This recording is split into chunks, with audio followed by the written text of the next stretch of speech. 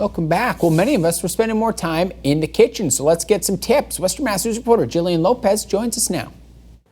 Well, it's time for all of us to get creative with our meals using whatever we can find in our kitchens, but I know I need some help. So that's why I'm turning to Michelle from AllRecipes for some helpful tips. So hi Michelle, tell us, what can we find on AllRecipes.com?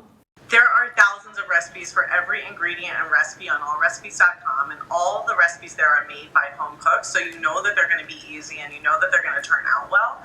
And since the pandemic started, we've been checking out what people have been cooking, since so many of us are at home cooking with what we have, and we've seen a huge increase in people looking for recipes with rice and pasta. Well, I'm excited to hear what dishes we can try out that actually include rice or pasta.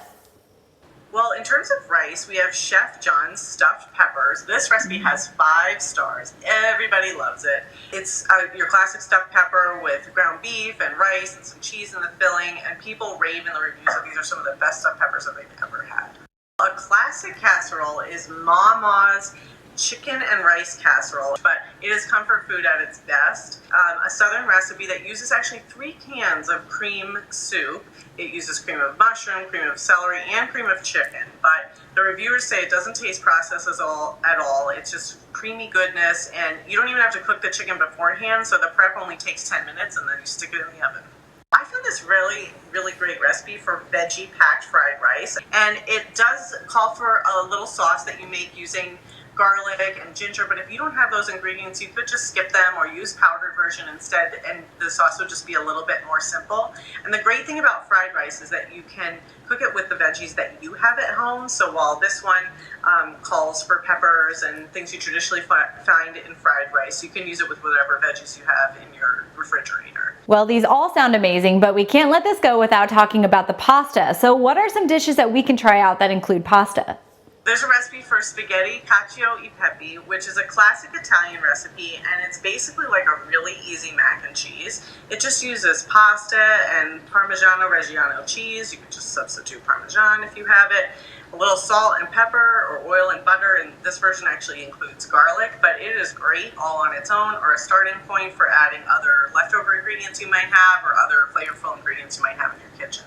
Well, there's a recipe for spaghetti alla carbonara, which is almost the same, just a little bit different. In addition to what was in that previous recipe, this one uses eggs and guanciale, which is a cured pork, but you could substitute pancetta or bacon if you have that.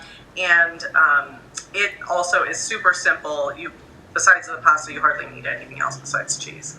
Well, a lot of people are making spaghetti with meat sauce, but a way to take that up a notch is $1 Million Spaghetti. This is my kind of recipe. It's basically spaghetti that has in a casserole with that marinara sauce with beef in it, but then it has a creamy layer with sour cream and cottage cheese and cream cheese, and then it's all layered together in a casserole dish, and you put cheddar cheese on top and bake it, and it does sound like $1 million.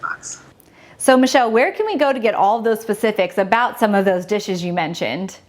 But you can go to allrecipes.com and you'll see the full recipes there, and you can add your own ratings and reviews or photos if you make the dish at home, and if you have a recipe you'd like other people to try, you can submit that for the site as well. Well, thank you so much, Michelle, for breaking it all down for us. I cannot wait to try out some of those recipes. They all sound delicious. Don't forget to go to allrecipes.com to find more.